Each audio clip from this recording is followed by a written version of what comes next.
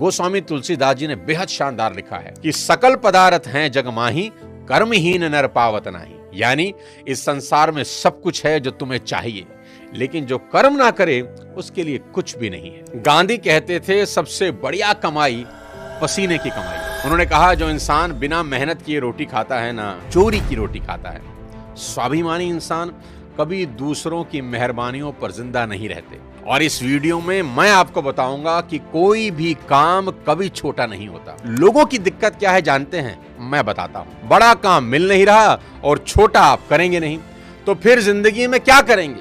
क्या यूं ही इस जिंदगी का बेड़ा गर्क हो जाने देंगे? आज जरूर कुछ लोगों के पास जिंदगी के कुछ सहारे होंगे। माँ बाप का सहारा होगा, इधर उधर का कोई सहारा होगा, लेकिन कल यदि वो सहारे नहीं रहे तो क्या करेंगे हुजूर?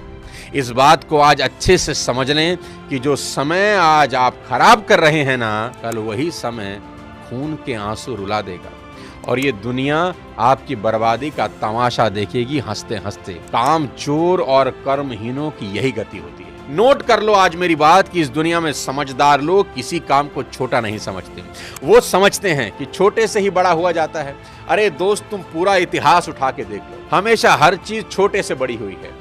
खुद सोचो, दिमाग लगाओ, आप बड़े पैदा हुए थे कि छोटे? सीधा 20 साल के तो पैदा नहीं हुए थे ना, धीरे धीरे ही बड़े हुए। एक छोटा सा बीज ही पेड़ बनता है।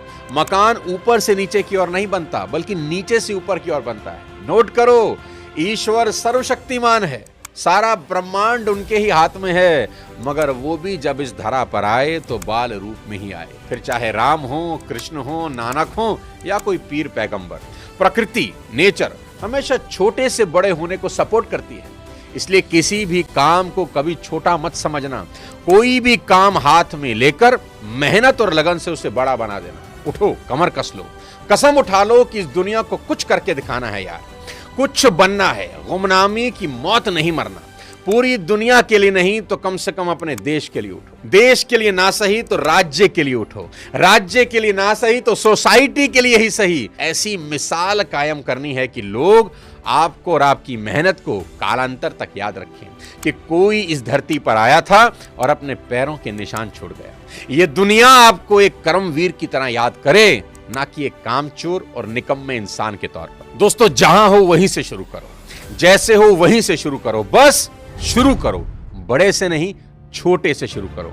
यहां सिखों के 5वें गुरु श्री अर्जुन देव के बारे में बात करना बहुत जरूरी है, उनको याद करना बहुत जरूरी है। अर्जुन देव जब चौथे गुरु के अखाड़े में शामिल हुए तो रिचुअल्स के अकॉर्डिंग उन्हें छोटे छोटे काम करने को दिए गए। उन कामों में झूठे बर्तन साफ करना शामिल था। अर्जुन देव जी को जो भी काम बताया गया, उन्होंने बड़ी लगन और ईमानदारी से उसे पूरा कर दिया। उन्होंने छोटे काम करने में कोई संकोच नहीं किया, ना ही किसी तरह का कोई इंफीरियरिटी कॉम्प्लेक्स उनमें आया। वहां मौजूद बाकी अन्य शिष्य सत्संग का आनंद लेते थे, मौज ले रहे थे, परंतु श्री अर्जुन देव आधी आधी रात तक काम में लगे रहते और काम पूरा करके ही आराम करते थे।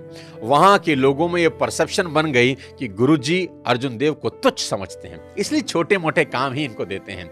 मगर उन्हें नहीं पता था कि गुरुजी सच्चे पारखी हैं। गुरुजी की समाधि का वक्त आया। समाधि लेने से पहले गुरुजी ने अपने शिष्यों में से एक उत्तराधिकारी चुना और उसका नाम एक लिफाफे में डालकर लिफाफा बंद कर दिया। उनकी समाधि लेने के बाद जब वो लिफाफा खोला गया तो सब हैरान हो गए। उसमें अर्जुन देव जी का नाम लिखा था। तब अन्य शिष्यों को समझ आया कि जिस काम को तुम छोटा समझते हो ना, उसी में गुरु आपकी असली परीक्षा लेते हैं कि जो इंसान छोटा काम नहीं कर सकता वो बड़ा काम कैसे करेगा। जो इंसान कम वजन ना उठा सके उसे भारी वजन कैसे दिया जा सकता।